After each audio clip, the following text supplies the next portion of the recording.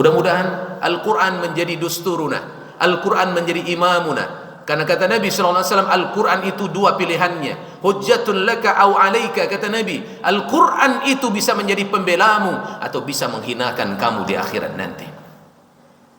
Al-Quran akan bicara besok di akhirat dan akan membela orang membacanya, atau justru akan menghinakan orang yang tak pernah peduli dengannya. Iku hamba engkau ya Allah, tapi tidak peduli juga di dunia ya Allah. Aku saksinya, tidak pernah baca aku, tidak pernah mempelajari aku, tidak pernah peduli dengan aku. Kata Al-Quran besok berbicara di hadapan Allah. Karena syafaat di antara syafaat yang ada adalah syafaat Al-Quran yang datang membela kita di akhirat. Iqra'ul Quran فَإِنَّهُ يَأْتِي يَوْمَ الْقِيَامَةِ شَفِيعًا لِأَصْحَابِهِ. Bacalah Quran itu, kata Nabi, dia akan datang pada hari kiamat memberikan syafaat kepada siapa yang menjadi sahabatnya.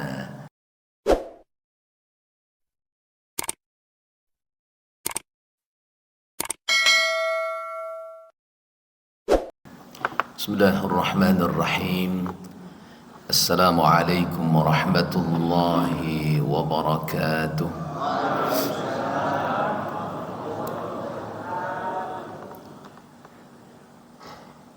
Alhamdulillahilladzi hamdan katsiran tayyiban mubarakan fi. Asyhadu an la ilaha illallah wa asyhadu anna Muhammadar Rasulullah. Allahumma salli wa sallim wa barik ala sayyidina Muhammad wa ala alihi wa ashabihi wa man sara ala dinihi wa man tabi'ahum bi ihsanin ila yaumiddin. Rabbi israh li sadri wa yassir li amri wahlul 'uqdatam min lisani yafqahu qawli. Rabbana zidna ilma warzuqna fahma. فقال الله تعالى في القرآن الكريم أعوذ بالله من الشيطان الرجيم بسم الله الرحمن الرحيم إنما المؤمنون الذين إذا ذكر الله وجلت قلوبهم وإذا تليت عليهم آياته زادتهم إيمانا وعلى ربهم يتوكلون الذين يقيمون الصلاة ومما رزقناهم ينفقون أولئك هم المؤمنون حقا لهم درجات عند ربهم ومغفرة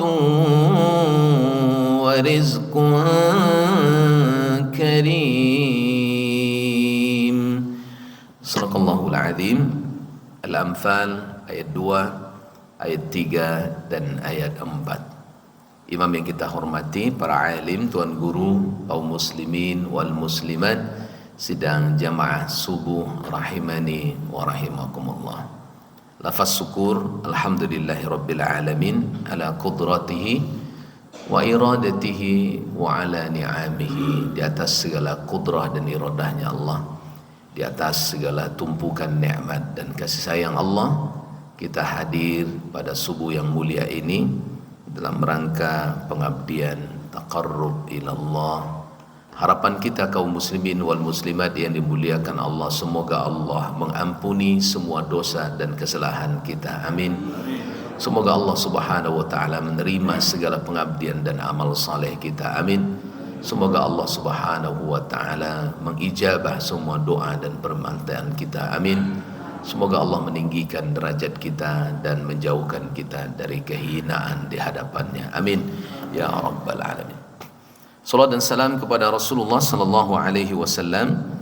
Allahumma salli ala sayyidina Muhammad wa ala ali Muhammad. Kaum muslimin rahimani wa rahimakumullah.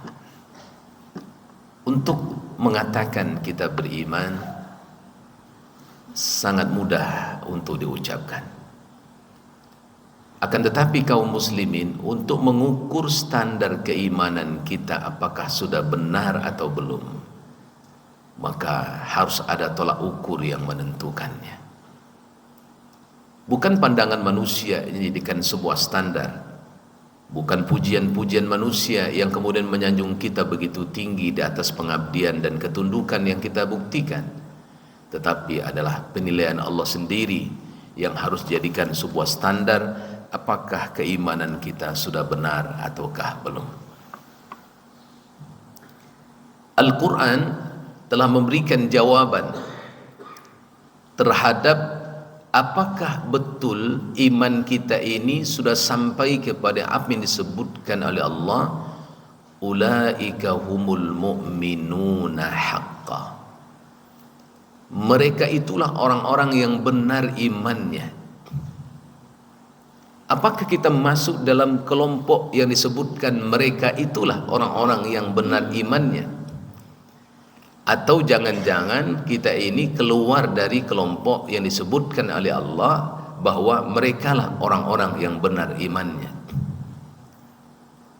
Kalau ditanya harapan, apakah kita ingin masuk dalam kelompok mereka itulah orang-orang yang benar imannya? Tentu iya. Tapi apakah sudah benar masuk kita dalam kelompok itu atau tidak? Maka kita coba lihat bagaimana Allah Subhanahu wa taala menjawab dalam Al-Qur'an tentang siapakah yang sebenarnya orang-orang yang benar imannya di hadapan Allah Subhanahu wa taala. Al-Qur'an berdasarkan surah Al-Anfal ayat yang kedua dan yang ketiga menyebutkan kepada kita kaum muslimin ada 5 kelompok manusia yang disebutkan oleh Allah Subhanahu wa taala. Ada 5 kategori yang menentukan apakah manusia ini yang menyebutkan dirinya sudah beriman ini sudah masuk kepada orang-orang yang benar imannya atau tidak.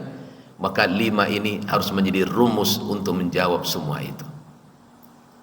Yang pertama, Allah memberikan jawaban, innamal mu'minuna alladhina idza dzukirallahu wajilat qulubuhum.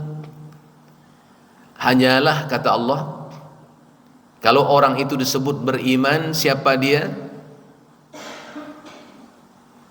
Alladzina idza dzukirallahu wajilat qulubuhum.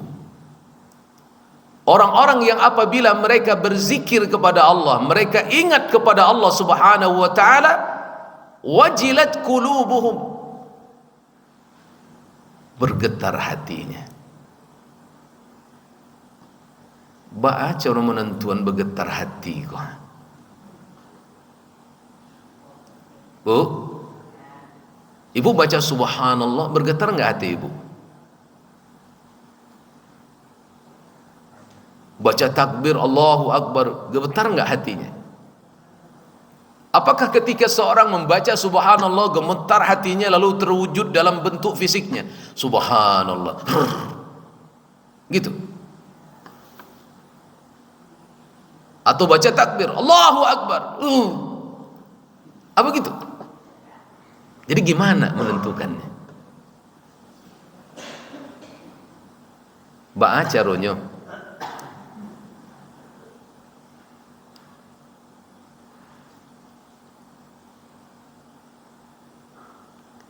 Orang-orang yang gemetar hatinya dengan zikirnya itu adalah orang-orang yang dengan zikirnya membuat dia makin takut kepada Allah.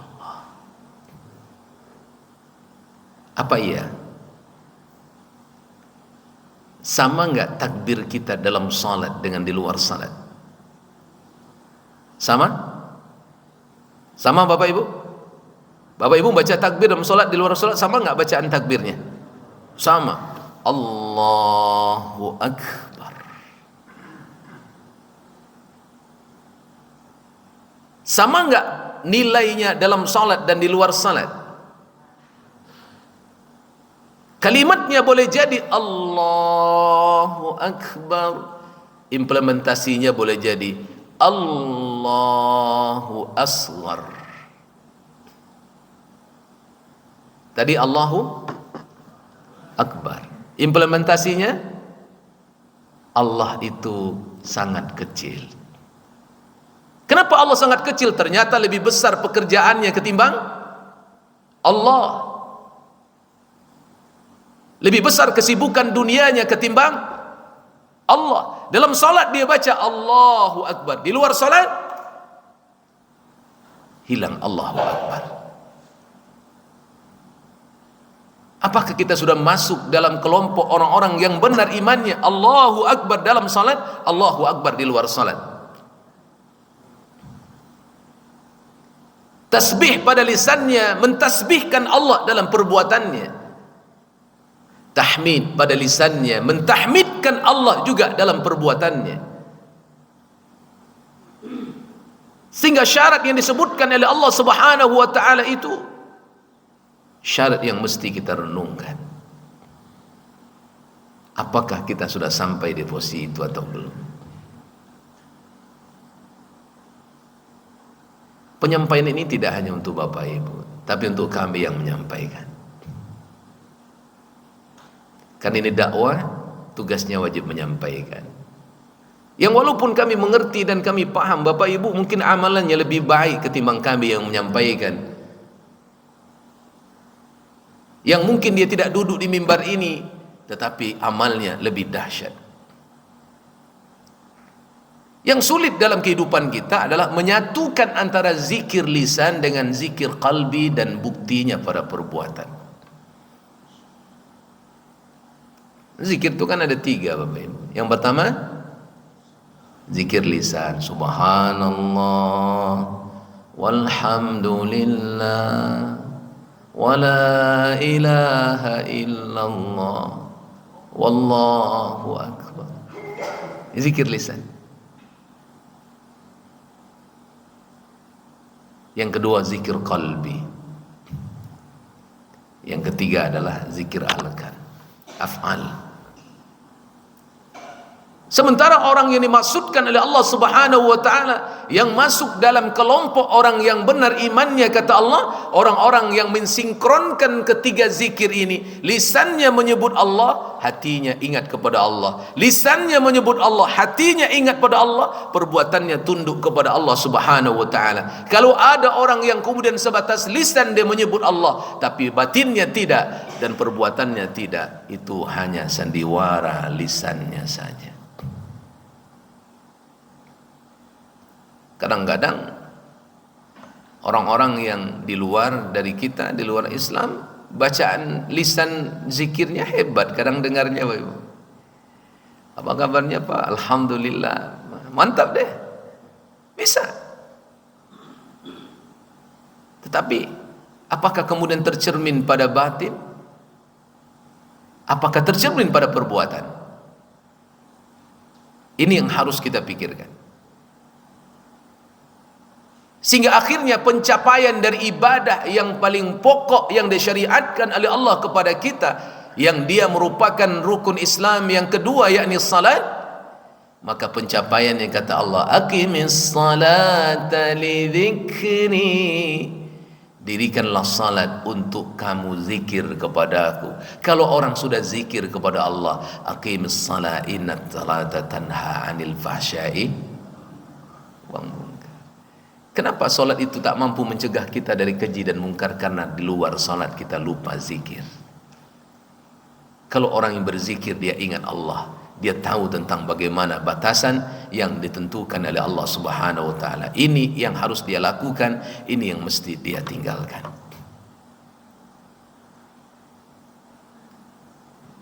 Udah bisa terasa Ibu, Bapak? Subhanallahnya masuk ke hati? Betul nih? Alhamdulillah. Sehingga akhirnya bagaimana ketentuannya kata Allah? Alladzina yadhkuruna Allaha qiyaman wa qu'udan wa 'ala junubihim wa yatafakkaruna fi khalqis samawati wal ardh Rabbana ma khalaqta hadza batila subhanaka faqina azaban nar. Adakah kita di posisi itu? Tentu kita sendiri bisa menjawab. Ketika kita berjalan, kita zikir. Ketika kita duduk, kita zikir. Bahkan tidur pun zikir. Dia keluar, melancong, berjalan, bertamasya, menengok fenomena alam, melihat keajaiban-keajaiban yang Allah tunjukkan pada ayat-ayat kauniyah. Dia melihat bagaimana panorama, bagaimana lautan dan pantai yang indah, dia gunung-gunung yang tinggi, dia lihat mungkin keajaiban bagaimana hebatnya orang terdahulu yang meninggalkan sejarah, dan Allah abadikan sejarah itu sampai sekarang. Ada piramid, ada berbagai macam negeri yang Allah sudah lama dan terus abadikan, dan orangnya sudah puluhan ribu tahun sudah tidak ada, tapi peninggalan budaya mereka dalam sejarah, kehebatan intelektual mereka masih diabadikan Allah. Padahal mereka dihancurkan dalam kesombongan. Kenapa masih Allah abadikan itu? Allah ingin maksudkan, Rabbana ma khalaqta hadza batila subhanak faqina adzaban nar.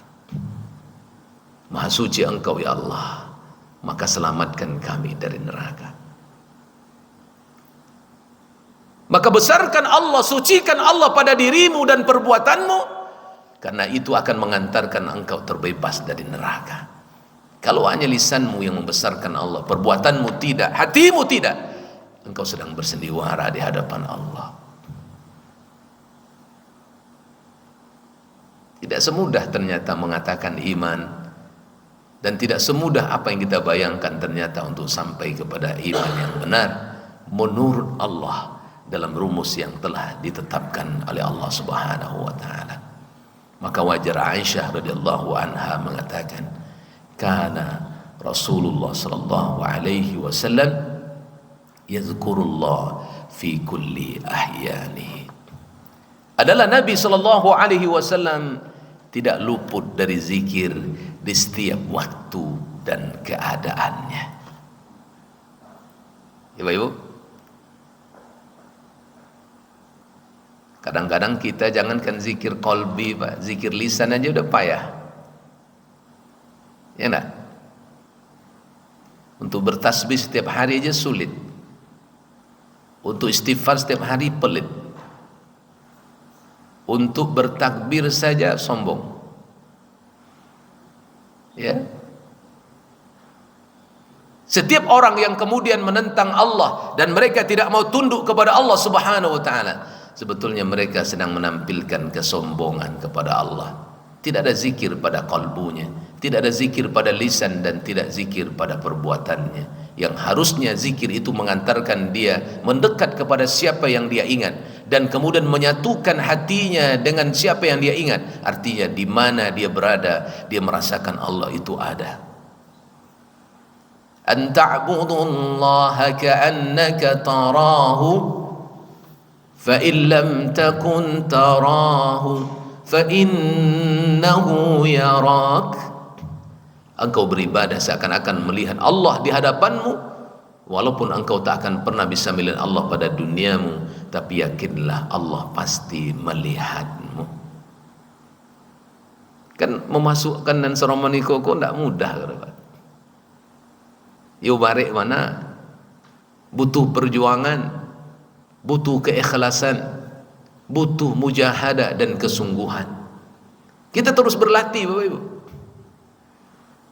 Makanya kenapa Rasulullah sallallahu alaihi wasallam banyak hadis yang menyebutkan diberikan pandangan dan informasi oleh Rasulullah tentang fadilah-fadilah zikir-zikir yang kita baca itu, agar kemudian manusia tertarik untuk melakukannya. Tapi ketertarikan itu bukan didasarkan kepada logika akal dalam menerima materi dunia, tidak. Tapi kemudian ketertarikan itu dimasukkan Allah pada sanubari iman untuk melihatnya nyata dengan janji Allah yang pasti. Karena pahala itu kan nggak terlihat, Pak, tapi dirasakan oleh iman. Betul. Subuh-subuh begini besar pahalanya. Terasa nggak? Kelihatan nggak tuh pahala? Tapi terasa oleh batin? Bagi orang yang beriman bergetar hatinya.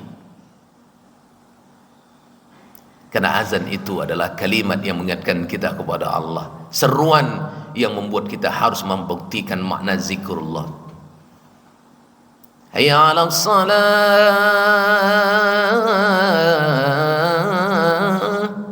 Subuh ditambah lagi setelah hayya 'alal falah. As-salatu khairum minan naum.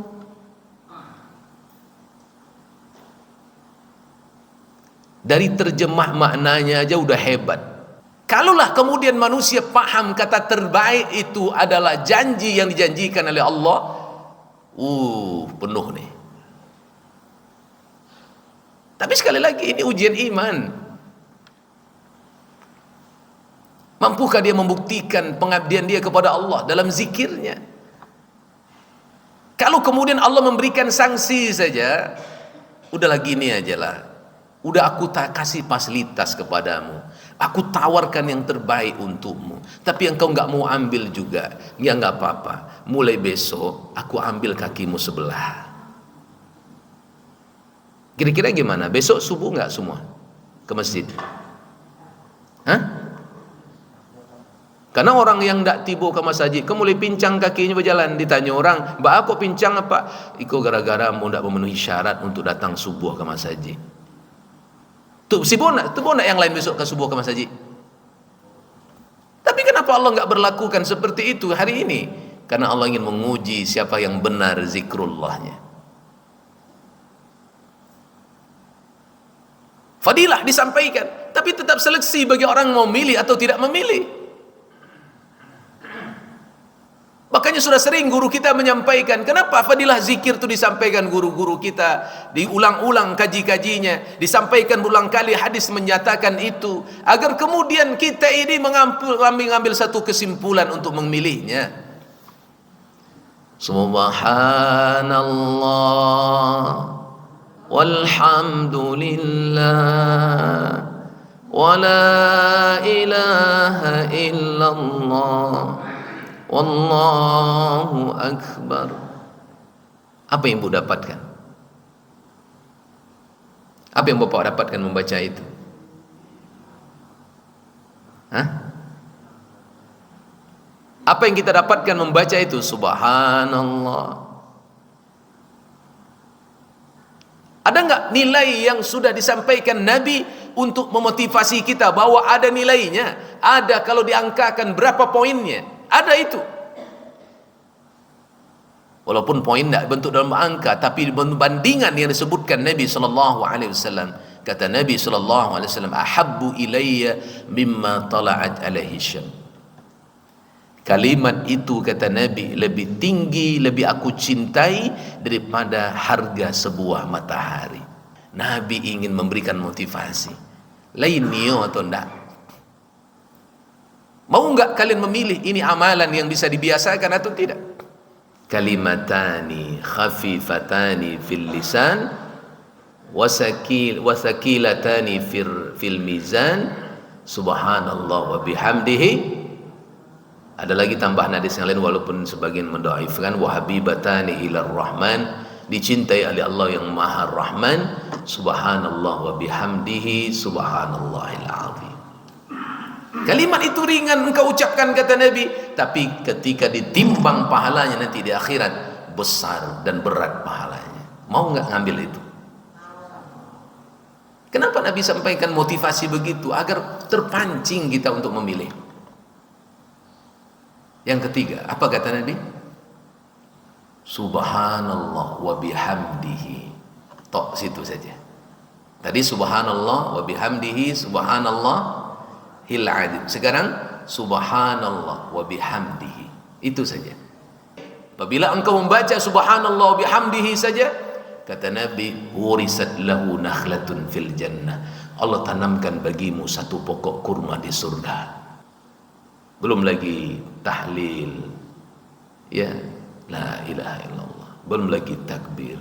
Banyak zikir-zikir yang diajarkan Nabi yang dijelaskan para ulama tentang bagaimana fadilahnya keutamaannya. Agar apa? Agar kita memilih, dan kemudian ketika sudah kita memilih, merasakan ia menjadi controlling terhadap diri dan menyatu pada perbuatan kita. Itulah yang menjadi ciri orang-orang yang disebutkan haqqal iman, memiliki tingkat derajat iman yang terbaik di hadapan Allah Subhanahu wa taala. Yang kedua, wa idza tuliyat alaihim ayatuhu zadatuhum imana. Yang kedua kata Allah, wa idza tuliyat alaihim ayatuhu zadatuhum imana. Apabila dibacakan kepada mereka ayat-ayat Allah, bertambah imannya. Ada yang membaca, ada yang mendengar. Kalau dibacakan, ada yang membaca, ada yang mendengar. Hari ini saya membaca nggak? Ada nggak yang mendengar? Ketika dibacakan ayat-ayat Allah, bertambah imannya. Makin rajin majelis taklim, makin hebat perbuatannya. Makanya ibu-ibu bapak ini, kita ini selebriti bagi masyarakat. Nyutengok nyawa, nyutengok ibu yang rajin majelis, kok di ibu-ibu yang tidak pernah majelis. Jadi ukuran sama mereka. Pergilah ibu yang rajin majelis ni ke lapau belanja lado satuan. Bersoboknya je bestinya di situ. Mulainya bercerita. Ibu tahu enggak tadi tetangga tu balik otor rancanya terima ada PPT itu. Yang punya kadai kau tak pernah wiridnya nengok aja. Oh iya bu ya, kini kan zaman sulit kan bu, di mana ada PPT-nya itu bu? Bersambung cerita kok. Akhirnya lah dosa tuan kau nak tiba di rumah tu. Yang bercerita je baru. Apa kata ibu ni tak pernah wirid yang punya lapau kok?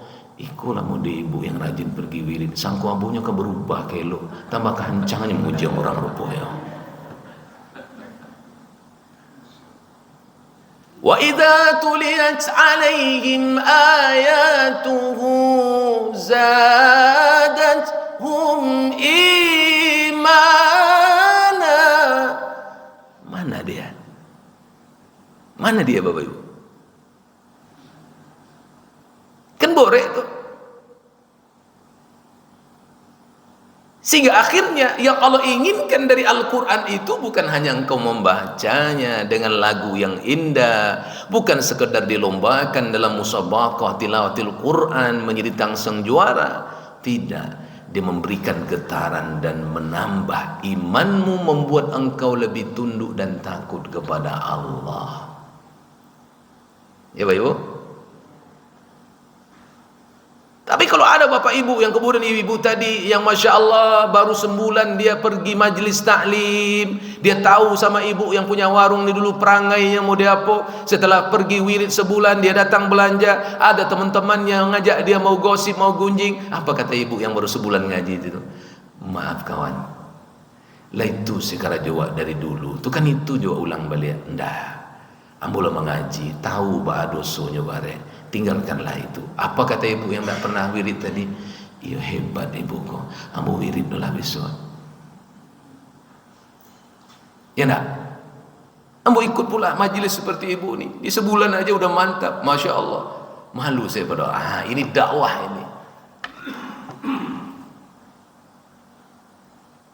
Maka apa maksud Allah menurunkan Al-Quran itu? Walaupun kemudian Bapak Ibu kewajiban membaca itu terus dipelajari, terus diperbaiki, terus ditashih lagi, ditahsin lagi, diperbaiki lagi, iya. Karena itu adalah kebutuhan kita umat. Kalau kita salah tapi mau belajar, enggak ada masalah. Karena semua kita juga dari salah baru tahu benar karena mau belajar. Saya sendiri yang awam ini Bapak Ibu, banyak salah saya. Sudah bertahun-tahun imam saya cari guru lagi, ya Rob, bacaan Al-Fatihah saya ternyata masih salah. Sudah pemain di MTQ, sudah sampai provinsi mau ke seleksi nasional waktu itu, masih banyak salahnya. Cara juga bacaan dot saya masih lemah waktu itu. Ghairil maghdubi alaihim waladdallin. Salah, kata guru saya. Dhatmu belum benar. Kalau awak tidak ngerti, mantap imamnya. Apa mantap? Irama, rancak benar. Nah, kan itu aja ukurannya. Ghairil maghdubi alaihim waladhdallin. Berat ternyata dhat itu, karena harus diambil di tepi lidah, dua-duanya. Rasulullah SAW dua-duanya, sehingga Nabi mengatakan, inni afsahud dhat, akulah orang yang paling fasih dalam membacakan dhat. Kalau kita hanya bisa tidak seperti Rasulullah, kita bisa. Rasul dua-duanya, kita paling satu. Saya cuma bisa satu sebelah kiri. Ghairil maghdubi sebelah kiri, sebelah kanan saya bisa. Ghairil maghdubi enggak bisa saya sebelah kanan. Berat. Belum lagi yang terberat itu apa kata Allah? Kitabun anzalnahu ilaik liyadabbaru ayatihi waliyatadhakkara ulul albab. Aku yang borego, kitab yang kami turunkan kepada engkau ya Muhammad, liyadabbaru ayatihi, engkau tadabbur tu, engkau renungkan, engkau pikirkan, engkau ino-inoan elo-elo. Apa maksudnya? Lain roti dia. Apa maksudnya? Tujuannya apa? Kenapa aku turunkan ini ayat kepadamu? Dan kemudian ujungnya waliyatadzakkar, dizikir lagi diambil, agar dia menjadi peringatan bagi orang-orang lain. Namu berpikir, cerdas, cerdas. Jadi habis pun umur kita ini untuk interaksi dengan Quran ini nggak cukup nih Bapak Ibu. Konon ke lagi membaca jual pemalih. Bila kan mentadabbur membaca pemalih. Tidak ada waktu. Memang sibuk mana awak sampai ngaji tidak bisa awak lain. Nanti beralasan, kenapa kamu nggak pernah sentuh Quran setiap hari? Sibuk. Berang malaikat zaman ini kuang pang ke neraka sampai. Ibu-ibu, sudahkah getaran-getaran Quran itu membuat kita naik level pada iman dan ketakwaan? Yang sulit tidak adanya musabaqah implementasi makna ayat. Yang ada cuma musabaqah tilawah, hifzil. Coba kalau musabaqahnya musabaqah makna ayat diamalkan oleh satu kampung, satu RW, pemilihannya berdasarkan satu RT. Apa pembuktiannya? Hayya 'alas shalah.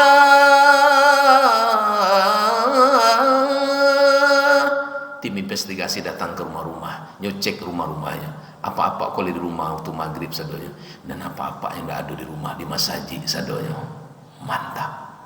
Mudah-mudahan Allah membimbing kita semua untuk sampai kepada posisi derajat yang haqqal iman, yang Allah sebutkan 5 syaratnya, tapi karena kesempatan terbatas kita bahas 2 dulu untuk memahamkan kita tentang bagaimana zikir yang sebenarnya mampu menggetarkan hati, bagaimana tentang ayat yang kita dengar dan kita baca mampu menambah keimanan kepada Allah Subhanahu wa taala. Makanya para sahabat mengatakan, kami tidaklah membaca satu ayat kecuali kami sudah mengamalkannya. Awaklah kali-kali khotam baca aja ya nak, tapi jadi julah baru nak membaca sama sekali ya nak. Tapi meningkatkan lagi kepada fahmul ma'ani wa tatbiqiyah, dan mengamalkan dalam kehidupan kita. Mudah-mudahan Al-Quran menjadi dusturuna, Al-Quran menjadi imamuna. Karena kata Nabi SAW, Al-Quran itu 2 pilihannya, hujjatun laka au alaika. Kata Nabi, Al-Quran itu bisa menjadi pembelamu atau bisa menghinakan kamu di akhirat nanti. Al-Quran akan bicara besok di akhirat dan akan membela orang yang membacanya, atau justru akan menghinakan orang yang tidak pernah peduli dengannya. Iku hamba engkau ya Allah, tapi tidak peduli jambo di dunia ya Allah. Aku saksinya, tidak pernah baca aku, tidak pernah mempelajari aku, tidak pernah peduli dengan aku.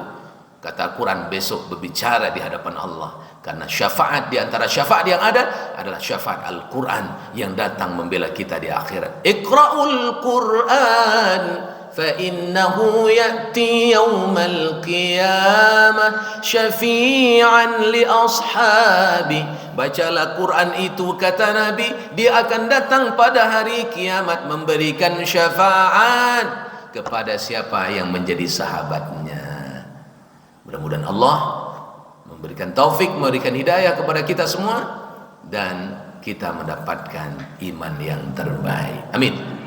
Subhanakallahumma wa bihamdika asyhadu an la ilaha illa anta astaghfiruka wa atubu ilaik. Assalamualaikum warahmatullahi wabarakatuh.